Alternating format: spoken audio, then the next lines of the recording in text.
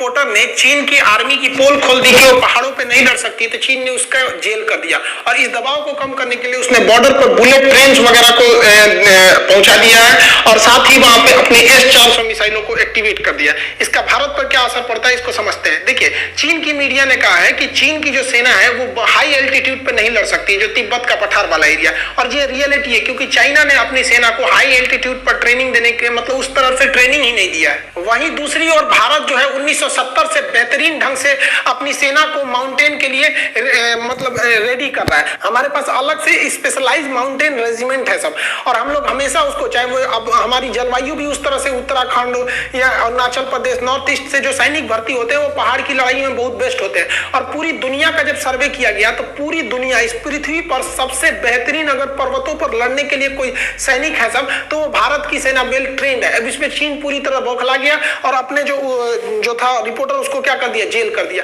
अब रियलिटी है, चाइना की जो फौज है वो पहाड़ पर लड़ नहीं पाती है और अच्छे ढंग से नहीं टिक पाती। आपको पिछले साल याद होगा किस तरह से थुरा के गए थे सब वो सब यहाँ पे। तो हम लोगों को देखिए 1999 में करगिल की लड़ाई जीत के बैठ गए, उसकी सेना बर्फ में ससुरन को ठंडा मार देता है, बार बार उनको बेस पे वापस भेजना पड़ता है, उनके जगह दूसरे सिपाहियों को भेजना पड़ता है। और हम लोग 1984 में सियाचिन युद्ध जीत चुके थे। चाइना ससुरा उनको कोई पहाड़ पे कहता है जाएंगे कैसे, यहाँ पर पहुंचते पहुंचते दिक्कत हो जाएगा, इसमें तो दिखाई नहीं देता है पहाड़ वगैरह पे। तो चाइना को इन पहाड़ों तक आने में दिक्कत होता है और भारत पहले ही भाग गया था क्योंकि भारत को पता था कि चीन से 1962 में धोखा खा दिए, अगली बार नहीं खाना है ये। तो हम लोगों ने पूरी तरह से, क्योंकि चीन की पूरी सीमा पहाड़ों पर है, तो हम लोगों ने पहाड़ पर स्पेशली हम लोग ने पारा ट्रूप्स को रेडी किया। इस पहाड़वे पे कूद जाता है लो, तोरा चढ़ल नहीं जा रही, अचानक उसी पे से कूद जाता है सब पहाड़ पर। तो इस हिसाब से हम लोग ने ट्रेन किया है। और जो मैदानी क्षेत्र है या फिर रेगिस्तान वाला क्षेत्र है, तो रेगिस्तान की लड़ाई को, लोंगे वाला की लड़ाई को पाकिस्तान कैसे भूल सकते हैं वहां पर। तो रेगिस्तान में भी पूरी तरह से ट्रेंड है। तो हमारे पास हर तरह की स्पेशलाइज रेजिमेंट बनी हुई है, चाहे वो Sikh regiment, grenadier, Rajputana, Kumaon, Garhwal, Mahar regiment, Naga regiment, एकदम खतरनाक। नागा रेजिमेंट जंगल के लिए, बिहार रेजिमेंट को मैदानी भाग बाढ़ वाले एरिया में दे दीजिए। बिहार में क्या होता है, छोटा बच्चा होता है ना जो वहाँ पे 4-5 साल का, वो पहले बाद में पैंट पहनना सीखता है, पहले वही सीख लेता है, बाढ़ आएगा हमारे गाँव में तो बचना कैसे। हर साल बिहार में बाढ़ आता है। तो पानी वाले क्षेत्र में, इस सब एरिया में, तो हम लोगों ने जो रेजिमेंट बनाया ना, अलग अलग एरिया से उठाए फौजियों को, वो ऑटोमेटिक उनके पास नेचुरल वो एबिलिटी है कि वो उस माहौल में ढल सकते हैं। हम लोग के यहाँ का जो नागा रेजिमेंट है, गोरखा रेजिमेंट है, इसे तो अपने चाकुए से मार देता है सब। और जो चाइना कहता है कि इन पहाड़ियों पे लड़ नहीं सकते क्योंकि लद्दाख ऊंचा है, वहां पे हवाई जहाज भी जाती है तो उसका पावर काम नहीं करता ऑक्सीजन की वजह से, हेलीकॉप्टर नहीं काम कर पाते, ऐसा आर्मी वहां पे नहीं डिप्लॉय हो पाती है। जिन पर्वतों की ऊंचाई पर चीन की सेना के दम फूलने लगते हैं ना, उसी ऊंचाई पर कुमायूं रेजिमेंट वालों को परवरिश करके बड़ा किया जाता है। उत्तराखंड वाले लोग जो होते हैं कुमायूं, गढ़वाल, ये वाले, यहाँ तो इतनी ऊंचाई पे ये लोग खेलने चल जाता है, उसका वहां सांस फूल रहा है। इंडिया के लिए एक बैड न्यूज ये है कि चाइना ने अपने जो इस साइड का वो मेन उसका हान चाइना से यहां तक उसने बेहतरीन ढंग से बुलेट ट्रेन को जोड़ दिया और आगे इसको प्लान है, इसको यहां तक ले जाएगा, सिंजियान प्रांत तक, वहां पर तिब्बत की राजधानी लहासा के पास से। तो ये तो पूरा जोड़ दिया। तो चाइना के पास पैसे हैं बेहतरीन ढंग से, ये भारत के लिए एक ड्रॉबैक है। लेकिन इससे भी ज्यादा जरूरत उसे जोड़ने के लिए इसलिए पड़ा कि इस पहाड़ी क्षेत्र में उसकी सेना ज्यादा दिन ड्यूटी नहीं कर पाती। एक फौजी को महीने से 1.5 महीने में रखिएगा तो उसका हालत खराब हो जाता है, उसको हाइपोक्सिया होने लगता है, अजीब अजीब बीमारी होने लगती है, उसको वापस ले जाना पड़ता है। तो ये वापस आने ले जाने के लिए इसके लिए बुलेट ट्रेन जरूरी है, उसको जरूरत है। जैसे बुलेट ट्रेन के अंदर इस तरह से फैसिलिटी रखा गया। और हम लोग के फौजी जो होते हैं वो वेल ट्रेंड होते हैं, उनको 6 महीना सियाचिन पे छोड़ दीजिए तो उनको कोई दिक्कत नहीं है। अभी देखिए गलवान घाटी वगैरह में कोई दिक्कत नहीं आता है उन लोग को। तो हम लोग को बुलेट ट्रेन की उतनी जरूरत नहीं है, लेकिन हाँ कनेक्टिविटी ज्यादा जरूरत होनी चाहिए। एटलीस्ट मालगाड़ियों को वहां जाना चाहिए कि ट्रांसपोर्टेशन जो लॉजिस्टिक है वो एट ए टाइम पहुंचाया जा सके। अब इन सबको बुलेट ट्रेन में लेके जाया जा रहा है। देखिए इस तरह से कहीं काय रो रहा है, चुप रे, काय रो रहा है तुम, अच्छा जो गलवान में ड्यूटी नहीं लगेगा। देखिए सब बेचारा रो रहा है, सब बुलेट ट्रेन के अंदर का सीन है, इन सबको लग रहा है गलवान घाटी में ले जाए। चुप, सोच रहा मक्खी घुस जाएगी, मुंह बंद कर। हालांकि भारत यहाँ पे बुलेट ट्रेन में बहुत धीमी काम कर रहा है। गुजरात से जो मुंबई तक, अहमदाबाद से मुंबई के बीच में जो बुलेट ट्रेन था, अब जो शिंजो आबे उस समय प्रधानमंत्री थे वहां पे जापान वगैरह के, तो 50 साल के लिए लोन लिया गया था। अभी उसको देखिए 6 साल हो गए हैं इस एग्रीमेंट को साइन हुए, अभी तक महाराष्ट्र से केवल 15% जमीन खरीदी जा चुकी है। हालांकि गुजरात में तो काम भी चालू हो गया, 80% जमीन का एक्वायर हो चुका है। हालांकि महाराष्ट्र में ये पॉलिटिकल उसमें फंस चुका है बुलेट ट्रेन को, हालांकि जल्दी से जल्द लाना चाहिए इस चीज को। चाइना लद्दाख वाले बॉर्डर में ना, ये गलवान वाले बॉर्डर में अपना S-400 मिसाइल को एक्टिवेट कर दिया है। अब S-400 एक्टिवेट होने की वजह से हमारा राफेल हो गया, अपाचे हो गया, चीनू, ग्लोब मास्टर, ये विमानें उतनी फ्रीली मूव नहीं कर पाएंगे क्योंकि वो इसके रडार में आ जाते हैं सर। लेकिन एक चीज समझिए, चाइना के पास S-400 मिसाइल नहीं, उसके पास S-300 मिसाइल है, क्योंकि चाइना MTCR का सदस्य नहीं है। MTCR और MTCR का परमानेंट मेंबर हो गया है भारत, और MTCR के नियम के हिसाब से कोई नए मेंबर को आने के लिए पहले जो उपस्थित जितने मेंबर है उनमें सबका रेडी होना जरूरी है। तो भारत रेडी नहीं होता है, चाइना को इसमें आने नहीं देता है। और जो MTCR का सदस्य नहीं है वो कभी भी दूसरे देश से 300 किलोमीटर से ज्यादा मारक क्षमता की मिसाइलें खरीद नहीं सकता है। तो चाइना सदस्य नहीं है, तो जो उसको S-400, रूस ने S-400 का पैसा लिया है, थमा दिया S-300 का कि भैया तुम्हारा प्रॉब्लम है। और भारत को जो S-400 मिल रहा है, तो चूंकि भारत MTCR का सदस्य है तो हमें जो एक्यूरेट रेंज उसकी 400 किलोमीटर मारक क्षमता की है, और ये दिसंबर के महीने तक में मिल जाएगा। अभी हाल ही में न्यूज आई थी कि अमेरिका ने अफ्रीका में एक युद्ध अभ्यास के दौरान S-400 मिसाइल को मतलब निष्क्रिय कर दिया। हालांकि एक सिमुलेटेड प्रोग्राम था, सॉफ्टवेयर पर इसको किया गया था। क्योंकि हम लोग भी लेमुआ कॉमकासा समझौता के तहत अमेरिका से जितने डाटा है उसे हम लोग ले सकते हैं, तो हम लोगों ने पूछा भैया कैसे किया है तुम लोग। तो ये जो थे सब, ये जो अमेरिका पहले से बहुत अपने आप को इनसिक्योर महसूस कर रहा था S-400 को लेकर, सोचता तो ओ माय गॉड अगर ये मार देगा तो CBSE वाला सब घबराता है सब ना, तो ओ माय गॉड बोलता है, ओ माय गॉड। और हिंदी मीडियम वाला घबराएगा तो ये दादा ये माई रे माई आप कौन सी हो रही है। तो अमेरिका वाला CBSE वाला है सब, इस सब दिमाग लगाया सब, और वो आइडिया इसने भारत को दे दिया। एक्चुअली इन लोग क्या किए थे, लोग बहुत सारे रॉकेट मार दिए थे, जिस वजह से S-400 का जो रडार था वो कंफ्यूज में आ गया था। अब इस रडार की क्षमता जो है वो फिक्स होती है किसी भी मिसाइल, जैसे आयरन डोम जो इजराइल का था उसमें भी हमास एक साथ 150-200 रॉकेट मार देगा तो 10-15 रॉकेट को वो काम नहीं कर पाता है, डिटेक्ट नहीं कर पाता है।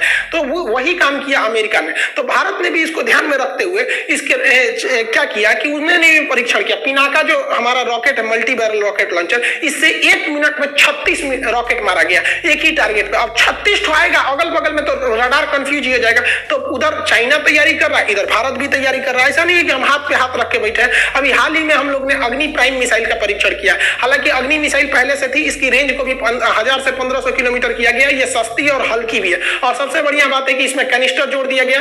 भारत आने वाले वक्त में हर एक मिसाइलों को कैनिस्टर लगा के जोड़ेगा, जिस तरह से ब्रह्मोस को जितना नेवल वर्जन वगैरह ये सबको कैनिस्टर में रखता है। कैनिस्टर एक कवर होता है, मिसाइलों का बाहरी कवर होता है, कैनिस्टर होता है उसमें, इसके अंदर मिसाइलें रहती हैं सर। अब इसके अंदर रख दिया जाएगा तो ये पैक हो जाता है। और जैसे देखिए अब इसको कैनिस्टर को भी ले जाना बहुत ईजी होता है, जैसे 4-4 के कैनिस्टर में एक साथ इसको ट्रांसपोर्ट कर सकते हैं। इसमें जर्किंग नहीं होगा, सर्दी है, गर्मी है, बारिश है, मौसम है, टेम्परेचर है, ठंड क्या पड़ रहा है, आंधी धूल, कुछ भी इसमें कोई गड़बड़ी नहीं आएगी। ऐसे खुला रहेगा तो कोई भी दिक्कत आ सकती है। और अब्दुल कलाम जो मिसाइल मैन थे उन्होंने खुद कहा था कि बड़ी मिसाइलें शोपीस बन के रह जाती हैं, युद्ध में हमेशा छोटी मिसाइल ही काम आती है। तो ये बैलिस्टिक मिसाइल है, री एंट्री करती है। बैलिस्टिक मिसाइल और क्रूज मिसाइल में अंतर होता है, ये किसी अन्य वीडियो में हम समझा देंगे।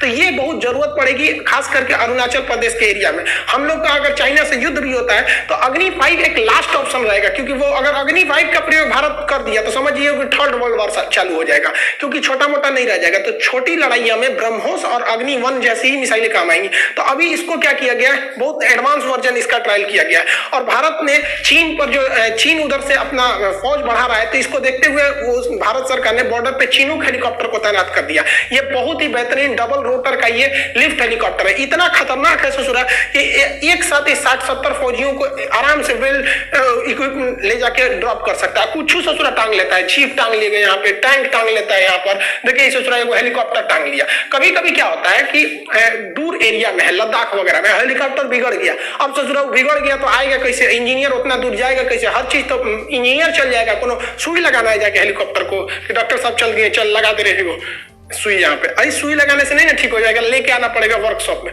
टांग लेता है ससुराई, ऐसा ही नहीं है ससुरा हवाई जहाज टांग लेता है। देखिए जो लड़ाकू जहाज होते हैं सब ना, उनसे कोई लगाएगा रस्सी टांग लेगा।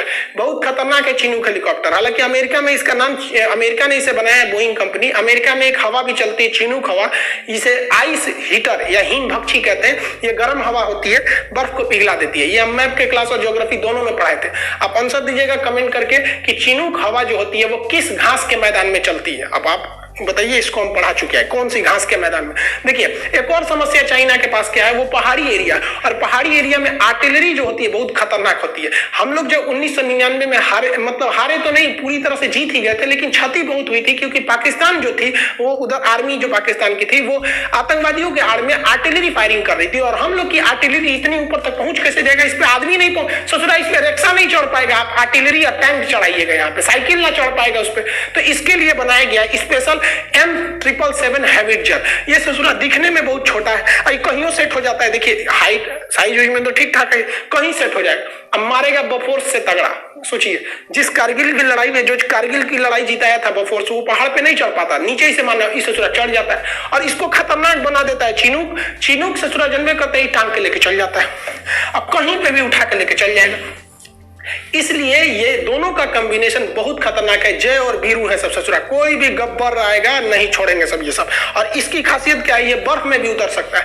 अब आपको भी पता है कि जो हेलीकॉप्टर इतने हैवी चीजों को उठा सकता है उसका अपने आप में कितना लोड होगा, और बर्फ में उतारिएगा तो ससुरा खुदे धंस जाता था। तो इसको इंजीनियरों ने क्या किया ना, ये ऐसे उतरा, यहाँ पे चक्का के पास ना इसको चप्पल पहना दिया सर, हेलीकॉप्टर को ऐसे हवाई चप्पल पहना दिया सर, चप्पल का एरिया ज्यादा हो जाता है। देखिए यहाँ पे देख रहे हैं, ये टैंक उठाया, इसके चक्का है दे, इसमें चप्पल पहना दिया है। अब इसमें क्या होगा, एरिया बढ़ जाएगा, सरफेस एरिया, और सरफेस एरिया बढ़ जाएगा तो प्रेशर क्या हो जाता है, कम हो जाता है, बर्फ में नहीं धंसेगा यहाँ पर। अब इसको चप्पल नहीं, इसको टेक्निकल नाम में एयरफोर्स वाले कुछ कहते होंगे, हम लोग इसको चप्पलें बोल देते हैं। दूसरी ओर फ्रांस जो है वो लगातार जो रफाल है उसकी पूरी की पूरी खेप पहुंचा रहा है, और इसे अंबाला एयरबेस पे रखा गया है, नॉर्दर्न एयर कमांड के लिए इसको दिया गया है, और वहां पर ये पूरी तरह से लद्दाख के एरिया में फुली इक्विप है, हर तरह से एयर टू एयर रिफिलिंग में भी, ताकि वहां पर चाइना को काउंटर किया जा सके। दूसरी ओर जो वहां पर जो झील है पेंगसो लेक, उसके अगल बगल में या पहाड़ी एरिया में चीनी छुपे रहते हैं, तो इस छुपने के लिए पोसाइडन P-8I विमान सबसे घातक हो जाता है। ये P-8I भारत के नौसेना के पास है, हालांकि इसे नौसेना से वहां पर भी ट्रांसफर किया गया है। और दूसरा चीन के बॉर्डर के एकदम सट के जहां पे गलवान घाटी है उसके पास दौलत बेग ओल्डी है। दौलत बेग ओल्डी पर अभी का सबसे खतरनाक जो ट्रांसपोर्ट जहाज है C-17 ग्लोब मास्टर, इसको लैंड करा दिया गया। तो ना लॉजिस्टिक का प्रॉब्लम है, ना ही हमको सर्वेलांस का प्रॉब्लम है, ना ही अटैक का प्रॉब्लम है। और साथ ही अपाची हेलीकॉप्टर बम बरसाने के लिए तो पूरी दुनिया में फेमस है। ऐसा नहीं है कि चाइना के पास हथियार है, लेकिन वो हथियार काम करेगा नहीं करेगा किसी को नहीं पता, क्योंकि वो किसी युद्ध में भाग ही नहीं लिए। चाइना 1962 के बाद कोई युद्ध नहीं लड़ा है, उसके पास अभी कोई, अब जैसे मान के चलिए लड़का भी एग्जाम में खूब पढ़ाई करता है, उसको लगता है कि ससुर हम टॉप पे कर जाएंगे, एग्जाम में ना पता चलता है कि टॉप कोई लोग फेल गई, कट ऑफ से नीचे नंबर है। वही चाइना का हाल है, युद्ध नहीं लड़ाया तो उसके हथियार काम आएंगे नहीं, काम करेंगे युद्ध के माहौल में क्या। देखिए जब हथियार को बनाया जाता है आइडियल कंडीशन में बनाया जाता है, आराम से इंजीनियर बनाते हैं सब अपनी फैक्ट्री वगैरह में, लेबोरेटरी में पहले परीक्षण वगैरह करके। युद्ध में माहौल पूरा अलग होता है। आपका जहाज ये पता चला धुआं में फंस गया, इंजन काम नहीं कर रहा, लद गिर गया यहाँ पे। तो ये जितने जहाज है ये पूरी तरह से अफगानिस्तान युद्ध, लीबिया युद्ध, सीरिया में पूरी तरह से आजमाए जा चुके हैं ये, इसलिए हमारे पास ये जो है ये पूरी तरह से खतरनाक है। दूसरा, हमारे जो थल सेना प्रमुख जो पहले थे बिपिन रावत सर, इन्हें CDS जो CDS है चीफ ऑफ डिफेंस स्टाफ, तीनों सेनाओं के ऊपर एक एडवाइजरी कमेटी बनाई गई जिसमें ये तीनों सेनाओं को कोऑर्डिनेट करते हैं। तो ये चाइना को काउंटर करने के लिए हमारे बिपिन रावत सर ने क्या कहा कि भैया यहाँ पहला थिएटर कमांड बना दिया जाएगा। थिएटर कमांड से फायदा क्या होता है कि एयरफोर्स, आर्मी, नेवी सब आपस में कोरिलेट हो जाते हैं, कोई किसी को एक्शन ले लेता है। अभी भी कोरिलेट है, लेकिन अगर आर्मी कहेगी कि भैया हम आगे नहीं बढ़ पा रहे हैं, हम आगे से फायरिंग ज्यादा हो रही है, एयरफोर्स हमला करो, तो उसके DGMO बोलेंगे, हाई लेवल के ब्रिगेडियर से परमिशन लेना पड़ेगा, उधर एयरफोर्स साइन करेगी हाँ हम भेज रहे हैं तब। लेकिन अगर थिएटर कमांड हो जाता है तो भैया कोई हाई लेवल का परमिशन नहीं, इधर से एक छोटा से छोटा अधिकारी बोलेगा कि हमको एयर सपोर्ट चाहिए तो एयरफोर्स आएगी। मतलब एक तरफ बेहतरीन ढंग से इंटीग्रेट कर दिया जाता है। तो पहला थिएटर कमांड नॉर्थ एरिया में बनाया जाएगा। इस थिएटर कमांड के बनने से यहाँ पर एयरफोर्स भी पूरी तरह से, आर्मी एयरफोर्स कुछ पता ही नहीं चलेगा कौन किसका बेस है, वो यहाँ यूज करेगी वो यहाँ करेंगे, पूरी बेहतरीन ढंग से एयरफोर्स को भी यूटिलाइज किया जाएगा। और वहां पर सर्वेलांस के लिए भी पूरी तरह से हर जगह से हमें डाटा मिलेगा। अब चूंकि कॉमकोसा से कर लिया तो चाइना के, अमेरिका के पास जितना डाटा है वो भी हम लोग को मिल सकता है। तो वहां पर एयरफोर्स भी रहेगी, सर्वेलांस का भी काम अच्छे से हो जाएगा। साथ ही वहां पर सैटेलाइट कम्युनिकेशन, नेवी के जितने डाटा रहेंगे। हालांकि बड़े जहाज तो वहां जा नहीं सकते, लेकिन नेवी के जो छोटे जहाज है, जो वहां पर जो झील है पेंगसो लेक वगैरह, वहां पर इजीली अटैक कर सकते हैं। साथ ही इससे ये फायदा होगा कि किसी भी खराब सिचुएशन के लिए, जिस तरह से पिछले साल जो जून में हुआ था गलवान घाटी में, उस तरह से सिचुएशन में निपटने के लिए ये जो ससुर जी है, ये इन ससुर जी के लिए दामादों को तैयार रखा गया है, जिसमें मार्कोप्स है। इनके ऊपर बम बारूद को असर ही नहीं करता है, गैस छोड़ दीजिए, जहरीला कुछ नहीं होता है। एनएसजी कमांडो है सब यहाँ पर, गरुड़ कमांडो है, ये जहाज से कहीं से भी। तो इन ससुर जी की इज्जत के लिए हमारे पास दामादों की कोई कमी नहीं है। आप बताइए तो आपको सबसे बेहतरीन दामाद इनका कौन सा लग रहा है इसमें से? हमारे हिसाब से तो सबसे अच्छा दामाद इनका यही रहेगा, जर्मन शेफर्ड, हमारी एनएसजी कमांडो का। आपको कौन सा इनका दामाद अच्छा लगा वो बताइए। इस बैल को थोड़ा समझ में नहीं आता है यार, ये 1962 नहीं है, 2021 है बैल कहीं का, अगर ना बुझा रहा है यहाँ पर। इसने क्या किया, बॉर्डर पे सबसे खतरनाक जहाज तैनात किया। इस चोट्टा क्या किया, अमेरिका का B-2 जहाज जो है, ये स्टील्थ है, रडार में नहीं आता है और स्ट्रेटेजिक है, बहुत दूर तक जा सकता है, 7-7 हजार किलोमीटर चल जाता है यहाँ पर। अब बॉम्बर है, हजारों टन बम लेके जाता, गिरा देता है, ससुरा बॉम्बार्डमेंट कर देता है यहाँ पे। इसी का कॉपी करके चाइना ने बना दिया H-20, और ये भी सुपर स्टील्थ बॉम्बर है ससुरा, बहुत भयानक बम गिराएगा, रडार में पकड़े में नहीं आएगा। चाइना, अब हमारी सेना का मनोबल गिर गया और इसने ससुरा वहां तैनात कर दिया, इसको परीक्षण भी किया, 1 हफ्ता तक नचाया और रडार में आइबे नहीं करेगा। हमारी सेना देख रही है रडार में नहीं आ रहा है यहाँ पर, ले ससुरा बहुत खुश हो रहा था। लेकिन भारतीय DRDO है, ये ससुरे इसको चैन से जीने नहीं देते, दुकुंची बना दिया DRDO।